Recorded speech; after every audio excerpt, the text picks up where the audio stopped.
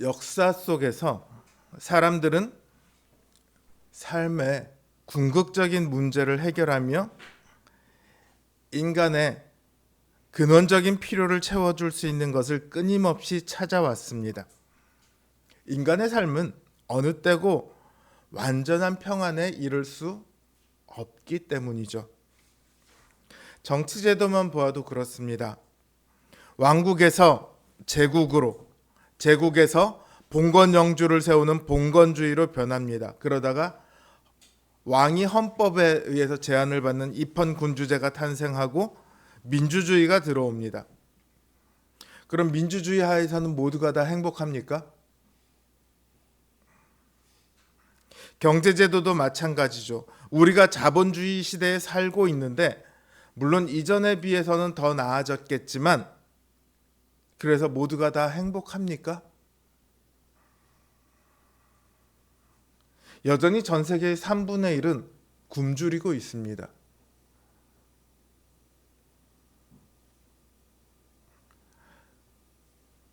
이 제도들이 사람들에게 평안과 행복을 가져다 주지 못하고 있다는 뜻입니다.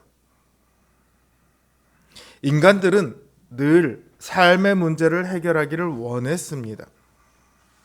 역사적으로 수많은 사상과 종교들이 그것을 추구해 왔어요. 이런 것들은 모두가 다 어느 정도 효용이 있습니다. 효용이 없다고 말할 수 없죠. 실제로요, 불교든 기독교든 천주교든 간에 종교를 믿는 사람들의 범죄율이요, 종교를 믿지 않는 사람들의 범죄율보다 현저히 낮다고 합니다. 그러니까 이 종교들이 분명히 선한 영향력을 사람들에게 끼쳤다는 거죠. 종교뿐만 아니라 사상 체계들도 다 나름의 가치가 있습니다. 효용이 있어요. 대부분의 과학기술의 배경에는요, 철학과 사상이 들어 있습니다. 이상하죠. 철학은 문과인데 과학은 이과인데 그 과학의 배경에 철학이 들어 있어요. 다르게 말하면 철학과 사상이 학자들에게만 유용한 것이 아니라 실제의 우리 삶에 많은 영향을 끼칩니다. 그러나 이러한 철학, 사상, 종교, 더 나아가서 그 어떤 법과 제도들도요, 근원적인 문제를 해결할 수 없습니다. 하나님의 아들이신 예수님께서 그 문제를 해결하셔 오셨다는 사실이 그걸 증명해 주고 있어요. 다른 어떤 것으로 해결할 수 있었다면 뭐하러 예수님께서 하늘 보좌를 버리고 이 땅에 오셔서 조롱을 받고 고난을 받고 죽임을 당하셨겠습니까?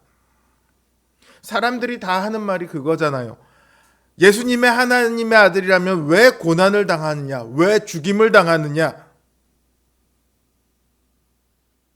고난당하고 죽었으니 하나님의 아들이 아니다. 다들 이 얘기를 하잖아요. 예수님을 믿지 않는 사람들도요, 하나님의 아들이 고난받고 죽으시는 것은 말도 안 된다 이렇게 생각을 해요. 그런데 이 말도 안 되는 일을 예수님께서 하십니다. 왜냐하면 그거 말고는 다른 방법이 없거든요. 예수님이 죄값을 우리를 대신해서 감당하지 않으신다면, 예수님이 자신을 들여서 우리의 모든 죄를 사하고 우리를 하나님께로 인도하지 않는다면 우리의 죄의 문제와 그 죄로 인한 저주와 그리고 거기서 나오는 수많은 비참한 현실은 영원히 해결될 수 없죠. 그래서 예수님께서는 우리를 위한 완전한 제사를 드리셨습니다. 예수님께서 오시기 전에도 제사 제도는 있었습니다. 우리가 지금 히브리서를 통해서 계속해서 살펴봐왔죠. 옛 언약에 따른 제사, 곧 모세의 율법에 따른 제사입니다. 하지만 이 옛 언약에 속한 제사로는 영원한 속죄가 완전한 깨끗함이 이루어지지 않습니다. 불완전하고 일시적인 속죄와 일시적인 깨끗함만이 있을 뿐입니다. 율법에 따라 드리는 제사는 제사 드리는 사람을 온전케 하지 못합니다. 만약 그러지 않고 그 수많은 희생 제사 중 단 한 번이라도 이스라엘의 백성의 죄를 완전히 그리고 영원히 속죄할 수 있었다면 이미 제사는 중지되었을 거예요. 더 이상 제사를 드릴 필요가 없었겠죠. 그러나 속죄 제사는 매년 드려졌습니다. 율법이 폐지되지 않는 한 계속해서 그 제사는 드려졌습니다. 그 이유는 우리가 지금까지 히브리서를 통해서 보아온 모든 이유들 때문입니다. 옛 언약의 제사는 짐승의 피로 제사를 드립니다. 그러나 짐승의 피가 능히 죄를 없이 하지 못합니다. 또 옛 언약의 제사는 인간 대제사장이 드립니다. 그들은 이스라엘의 죄를 속죄하는 제사를 드리기 전에 우선 자신의 죄를 속죄하는 제사부터 드려야 했습니다. 왜냐하면 본인도 죄인이니까요. 다른 누군가의 무언가를 빌려야만 스스로를 정결케 하고 스스로를 속죄할 수 있는 죄인에 불과합니다. 뿐만 아니라 아무리 훌륭한 대제사장이라 할지라도 언젠가는 죽게 마련입니다. 그러면 그 다음 사람이 다시 대제사장이 되죠. 또 옛 언약의 제사는 이 땅에 있는 성소에서 드립니다. 정확하게 말하면 지성소죠. 그 지성소는 휘장으로 가려져 있습니다. 대제사장이 1년 단 한 차례 들어가는 것 외에는 아무도 들어갈 수 없습니다. 하나님과 그 백성들의 사이가 가려져 있다는 말이에요. 이러한 이유로 옛 언약의 제사를 드리고 나서도 여전히 사람들은 죄를 떠올리며 똑같은 제사를 반복해서 드려야만 했습니다. 죄의 문제가 해결되지 않으니까요. 물론 그렇다고 해서 율법의 제사가 아무 소용이 없었던 것은 아닙니다. 율법은 장차 오는 것의 그림자라고 오늘 본문 1절은 말하고 있습니다. 좋은 것의 참 실체는 아닙니다. 그러나 좋은 것의 그림자로서 율법도 그 좋은 것의 성격을 똑같이 가지고 있어요. 다만 그림자라고 말하는 것은 이것이 실체가 아니라 지금 이미 존재하는 것이 아니라 장차 오게 될 실체의 그림자다, 이렇게 말하는 거예요. 장차 오게 될 것의 그림자다. 이것은 두 가지 의미를 품고 있습니다. 첫 번째는 구약시대 율법의 기능은요, 하나님의 백성에게 죄를 일깨우기 위한 거예요. 매년 7월이면 7월에 있는 대속죄일은요, 이스라엘의 죄를 사함받기 위해 대제사장이 하나님 앞에 나아가는 날입니다. 그렇기에 더욱더 죄를 생각나게 합니다. 이처럼 율법의 제사는 죄를 드러냅니다. 사람들에게 그들이 사죄를, 죄의 용서를 얼마나 필요로 하는 존재인지를 깨닫게 합니다. 그래서 완전한 제사를 소망하게 만들죠. 이런 의미에서 율법의 제도들은 메시아 시대에 누리게 될, 그리스도를 통해 누리게 될 축복들에 대한 그림자예요. 결코 완성된 실체는 아니지만 그렇다고 해서 아무 효력이 없는 그냥 모형에 불과한 것이 아니라 이것을 보며 실체를 소망하게 만드는, 그 장차 오게 될 좋은 것의 형상을 율법은 이미 그 안에 어느 정도 품고 있습니다. 그런 의미에서 그림자다, 이렇게 말하고 있습니다. 또 두 번째로 이 모형인 그림자인 율법의 제사에는 불완전하며 일시적이라 할지라도 분명 정결케 하며 죄를 사하는 기능이 있습니다. 그러나 이것들조차도 구약의 제사제도 자체가 가지고 있는 효력은 아니에요. 하나님께서는요, 제사를 드리고 있음에도, 사람들이 제사를 드리고 있음에도 그 제사를 거부하는 적이 종종 있으십니다. 특히나 이스라엘의 역사의 후반부로 가면 수도 없이 그 말씀을 하세요. 본문에서 시편 40편을 인용해서 하나님께서 제사와 예물을 원치 않으신다 이렇게 말하고 있습니다. 하나님께서는 율법의 제사 자체를 원하신 것이 아니라 율법의 제사가 그리고 있는 실체인 완전한 제사를 원하셨어요. 그래서 그 제사의 효력의 일부를 율법의 제사에 부여하셔서 완전한 제사가 오기까지 죄의 문제를 담당하도록 하셨을 뿐입니다. 이런 점에서 율법은 장차 올 완전한 제사의 그림자입니다. 율법의 제사는 그림자로서 다가올 완전한 제사를 그리며 소망하게 만듭니다. 그 완전한 제사가 바로 주님께서 드리신 제사예요. 주님의 제사 역시 인간이 얼마나 무기력한 죄인인지를 우리에게 알려줍니다.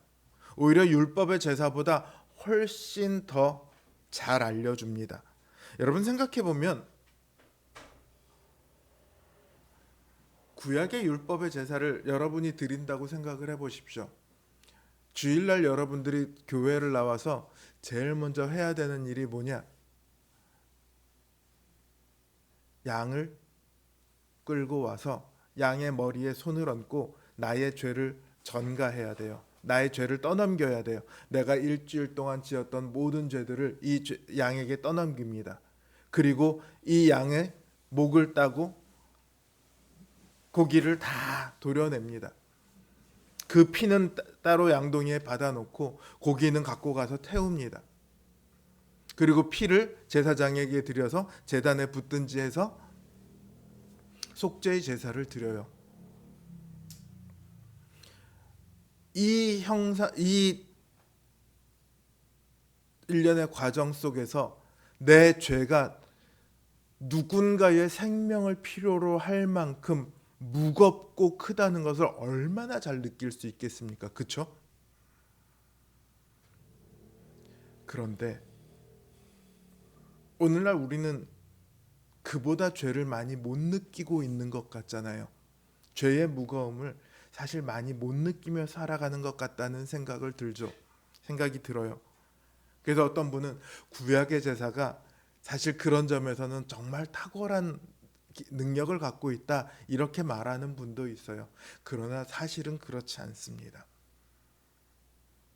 우리의 죄는요, 그 짐승을 죽이는 것으로 감당할 수 없다는 것을 예수 그리스도의 제사는 우리에게 알려줘요. 하나님이 죽으셔야 할 만큼 우리의 죄가 크고 무겁다는 것을 우리에게 깨닫게 합니다. 하나님이 아니라면, 하나님의 아들이신 예수님께서 죽으시지 않는다면 우리의 죄의 문제가 결코 해결될 수 없다는 것을 우리에게 보여줘요. 그러니 어느 죄가 훨씬 더 무겁습니까? 어떤 죄의 무게가 더 무겁습니까?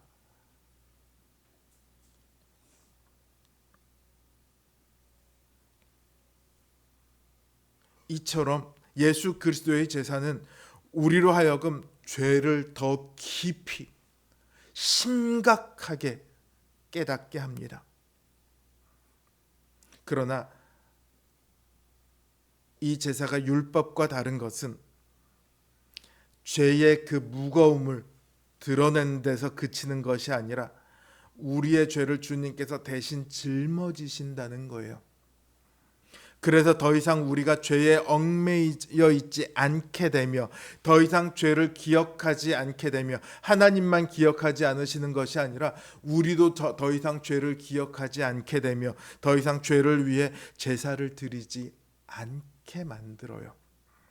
오늘날 우리가 양을 몰고 와서 이 앞에서 제사를 드리지 않는 이유예요. 이 일을 위해 주님께서 오셨습니다. 5절을 보면 주께서 세상에 임하실 때에 이르시되 하나님이 제사와 예물을 원하지 아니하시고 오직 나를 위하여 한 몸을 예비하셨다고 말하고 있습니다. 이 구절의 번역에 있어서 시편 40편 6절을 인용한 건데 이 구절의 번역에 있어서 조금 복잡한 문제들이 있기는 하지만 어쨌든 이 본문이 말하고 있는 것은 하나님께서는 제사와 예물과 번제와 속죄제를 기뻐하지 않으시고 한 몸을 예비하셔서 그 몸으로 드리신 제사를 드리도록 하셨고 주님께서는 그 하나님의 뜻에 순종하셔서 인간의 몸을 입고 이 땅에 오셔서 그 몸으로 완전한 제사를 드리셨다는 거예요. 이 제사는 옛 언약의 제사와 같지 않습니다. 영원하고 완전한 제사입니다. 11절을 보면 옛 언약의 제사장들은 하나님 앞에 서 있는 것으로 표현되어 있습니다. 그들이 왜 서 있을까요? 물론 감히 어떻게 제가 하나님 앞에 앉아 있을 수 있겠습니까? 앉을 자격이 안 되기도 하겠지만 무엇보다 그들의 사역이 끝나지 않았기 때문입니다. 그들은 계속해서 반복적으로 제사를 드려야 합니다. 앉아서 쉼을 얻을 수 없어요. 그러나 그리스도께서는 단번에 자신을 들여 제사를 완성하셨습니다. 그러하기에 그분은 하나님 우편에 앉으셨어요. 그분께서는 그 자리에 계속해서 앉아 계실 거예요. 지금까지 앉아 계셨고 앞으로도 앉아 계세요. 왜냐하면 더 이상 일어날 필요가 없으시거든요. 언제까지 앉아 계실 거냐? 원수들이 자신의 발등상이 되기까지 앉아 계실 겁니다. 저는 이 발등상이라는 단어가 이게 뭐지? 싶었어요. 발등상 하면 제일 먼저 생각나는 게 뭐예요? 발등에 무슨 동상 같은 걸 놔두는 게 발등상인가 싶었어요. 그게 아니라 앉을 때 발을 받치는 발판을 발등상이라고 하더라고요. 그러니까 원수들을 발등상이 되기까지라는 얘기는 뭐예요? 원수를 발 아래 깔고 뭉갤 때까지라는 뜻이죠. 주님께서는 마지막 심판의 때 그 원수들이 주님의 발 아래 완전히 짓밟히는 그 마지막 심판의 때가 오시기 전까지는 그 보좌에 앉으셔서 더 이상 움직이지 않으세요. 더 이상 일어나지 않으세요. 완전한 제사로 모든 것을 완성하셨기 때문입니다. 이처럼 하나님의 뜻을 따라 드린 주님의 제사로 말미암아 우리는 거룩함을 얻었습니다. 14절을 보시면요, 거룩하게 된 자들을 한 번의 제사로 영원히 온전하게 하셨다고 말하고 있습니다. 여러분 잘 생각해 보세요. 이미 거룩하게 된 자들을 영원히 온전케 하셨다. 거룩하다는 말 안에는 이미 온전하다는 말이 들어있어요. 거룩하게 된 자들을 다시 온전하게 하실 필요가 있을까요? 이 말을 헬라 원어로 보면 거룩하게 되고 있는 자들을 이렇게 되어 있습니다. 거룩하게 되고 있는 사람들을 하나님 앞에 제사를 드리며 하나님을 향해서 끊임없이 자신의 죄의 속죄를 간구하는 사람들이겠죠. 그들을 거룩하게 하셨다. 성경은 이렇게 말하고 있습니다. 우리가 거룩함을 얻을 것이라고 말하고 있지 않습니다. 우리가 거룩함을 얻고 있는 중이라고 말하지 않습니다. 이미 얻었다고 성경은 말하고 있습니다. 주님께서 제사를 완성하셨기 때문이에요. 더 좋은 제사는요, 이전 제사보다 조금 더 나은 제사가 아니라 이전에 가지고 있던 모든 한계를 다 극복한 완전한 제사라는 의미입니다. 우리는 주님의 제사로 인해 거룩하게 되었습니다. 완전한 제사는 완전한 결과를 만들어내죠. 주님은 우리의 모든 죄를 사하셔서 우리를 깨끗게 하셨습니다. 더 이상 우리에게는 사죄를 위한 무언가가 필요가 없습니다. 거룩함의 완성이 되었어요. 그런데 우리가 생각할 것은요, 구약에서 어떤 물건을 정결하게 하는 것은요, 정결하게 한다고 하는 것은, 혹은 피를 뿌려 거룩하게 한다고 하는 것은 단순히 깨끗하게 만드는 것을 의미하지 않습니다. 하나님께 속하여 하나님께서 사용하시도록 만드는 거예요. 이렇게 구별하는 것을 정결하게 한다 혹은 거룩하게 한다고 표현을 해요. 주님의 피가 우리를 거룩하게 한다는 것은요, 우리 역시 하나님을 섬기기 위해 거룩한 사람으로 구별하신다, 이런 말이에요. 그러니까 주님께서 거룩하게 하셨다는, 우리가 이제 더 이상 모든 죄에서 풀려났어, 이제 끝이야, 이제 더 이상 아무것도 우린 할 것이 없어를 의미하는 것이 아니라,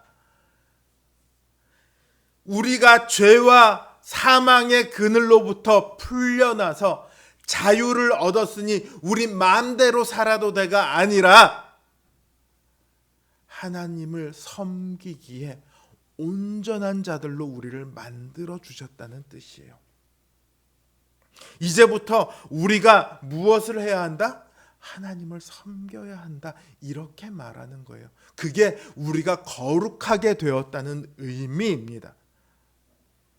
주님께서는 죄와 사망에 얽매여 하나님을 대적했던 우리를 거룩한 존재로 바꾸셔서 하나님을 섬기도록 하셨습니다. 우리는 이제 구약의 제사제도를 더 이상 드리지 않습니다. 그 제사제도를 필요로 하지 않습니다. 구약의 제사제도는 죄의 용서와 영원한 구원으로 우리를 이끌지 못하죠. 참된 제사가 나타나기 전까지는 옛 언약의 제사제도가 유일했어요.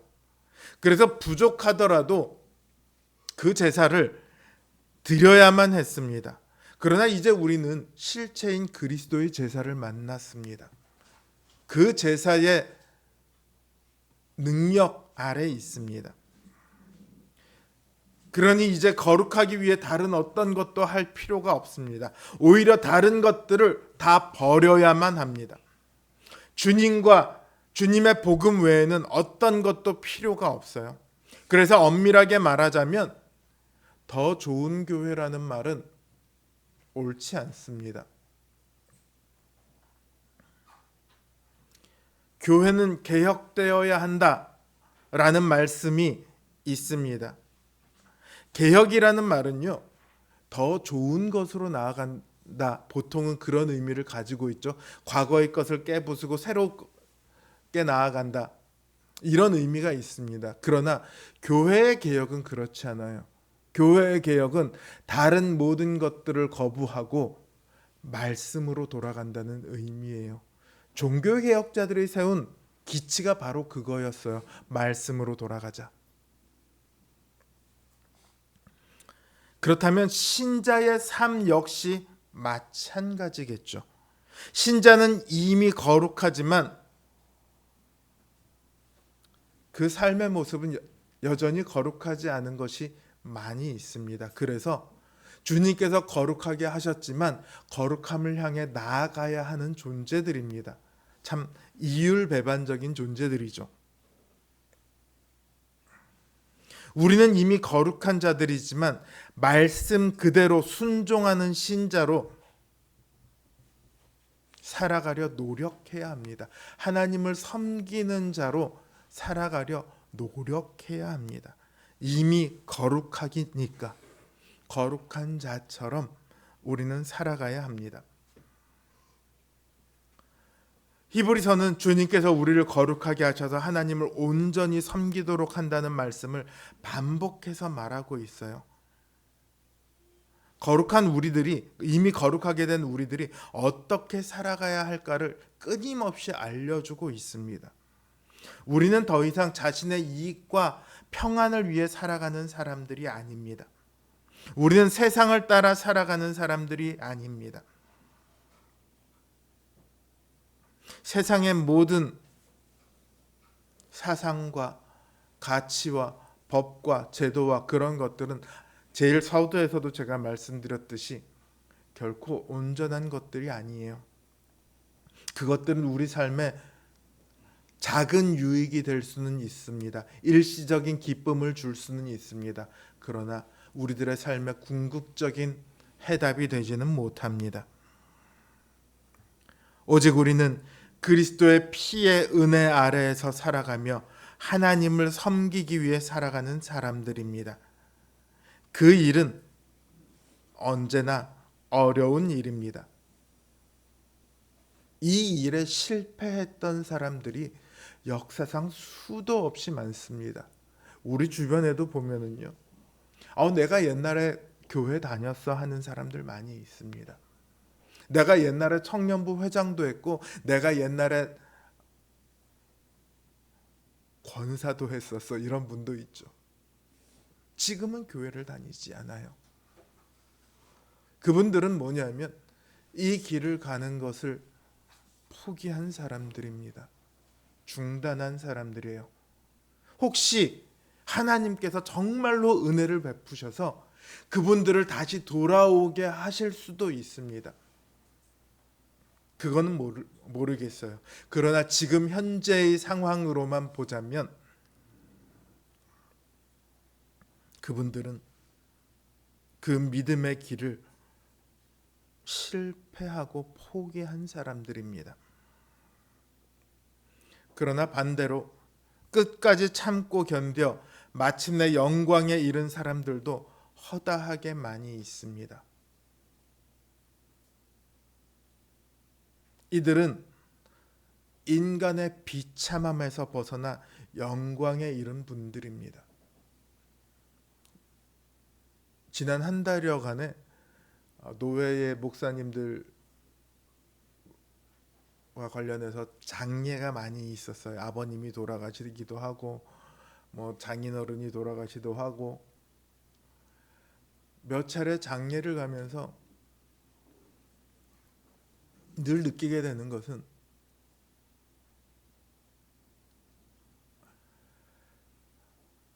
이 땅의 삶이 끝나는 것이 오히려 복된 일이라는 것입니다. 우리는 이 땅의 삶을 끝내기 싫어서 발버둥 치는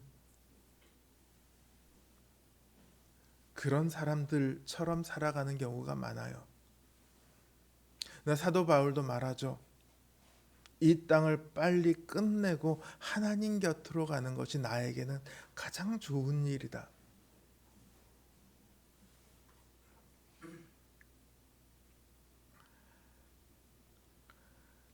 우리의 궁극적인 목적은요, 이 땅의 비참함에서 벗어나 그 영원한 하나님 나라의 일원이 되는 것입니다. 우리가 그것을 위해서 지금 이 자리에 있는 거예요. 모든 인류가 찾아 헤매던 답이 바로 여기에 있어요. 여기에 우리의 행복이 있습니다. 주님께서는 우리가 그곳에 이룰 수 있도록 하나님을 온전히 섬기는 삶을 살아갈 수 있도록 도우세요. 그리스도께서는 제사를 마치시고 보좌에 앉으신 우리를 위한 대제사장이십니다. 한없는 능력과 온 세상을 다스리시는 그 통치의 주권을 가지고 하나님의 보좌에 앉아서서 우리를 도우십니다. 속죄의 사역은 이미 끝났지만 우리가 그 마지막 순간, 그 순간에 이르기까지 이 길을 갈 수 있도록 우리를 붙드십니다. 그 주님의 능력을 의지하여 이 힘들고 어려운 싸움을 끝까지 걸어가시길 바랍니다. 주님께서 우리를 도우십니다. 우리로 이기도록 하십니다. 우리로 거룩하게 하신 그 분께서 우리가 마침내 그 영원한 하나님의 나라에 이르기까지 우리를 붙드시고 도우실 것입니다.